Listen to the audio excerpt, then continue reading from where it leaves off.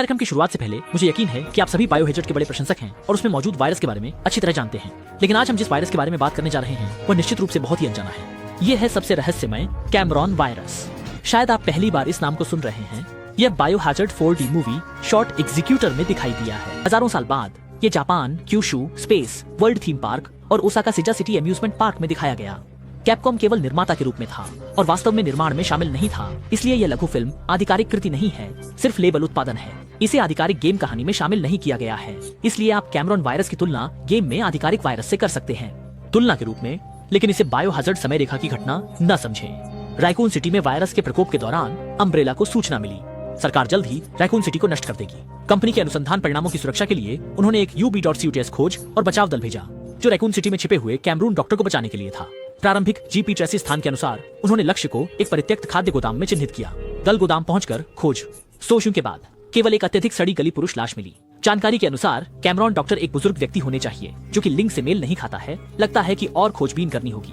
तभी एक सदस्य को कुछ प्यास महसूस हुई और वह कुछ फल खाने की सोच रहा था। जब उसने एक संतरा लेने के लिए हाथ बढ़ाया तो भयानक घटना घटी। संतरे के नीचे एक कांटों से भरा हुआ राक्षस छिपा था, जिसने तुरंत उस लालची सदस्य को भेज दिया। एक डिब्बा बंद खाना। अन्य टीम के सदस्य आवाज सुनकर दौड़े और उस राक्षस के साथ तीव्र मुकाबला शुरू कर दिया। इस समय एक काले स्कार्फ वाला आदमी एड ने राक्षस पर एक उच्च विस्फोटक ग्रेनेड दागा, जिससे राक्षस के टुकड़े टुकड़े हो गए और संकट अस्थायी रूप से समाप्त हो गया।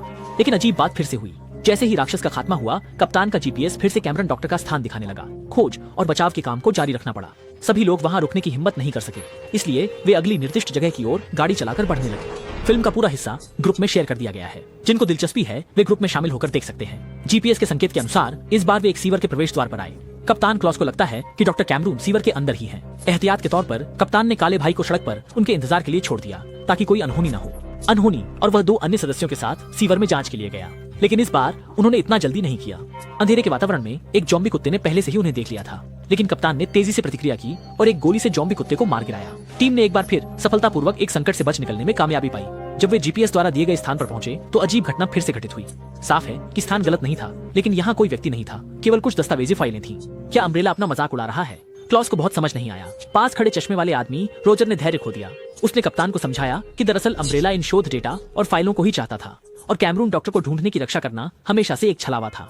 वे वास्तव में जो चाहते हैं वह है कैमरॉन डॉक्टर द्वारा विकसित किया गया कैमरॉन वायरस, बस इतना ही। क्योंकि कैमरॉन डॉक्टर ने सुना था कि अम्ब्रेला हत्या और लूटपाट, नदी पार करके पुल तोड़ने की नीति पसंद करता है, उन्होंने अपने शोध डेटा के साथ वर्तमान सीवर स्थान पर स्थानांतरित कर दिया। लेकिन रास्ते में एक अप्रत्याशित घटना घटी। कैमरॉन डॉक्टर गलती से खुद ही इस वायरस से संक्रमित हो गए और एक दानव में बदल गए। अभी गोदाम में देखे गए उस कांटों वाले दानव की संभावना है कि वह कैमरॉन डॉक्टर उदाहरण एक रेखा ऊपर की रेखा अल्लाह यहाँ का पालन करता है।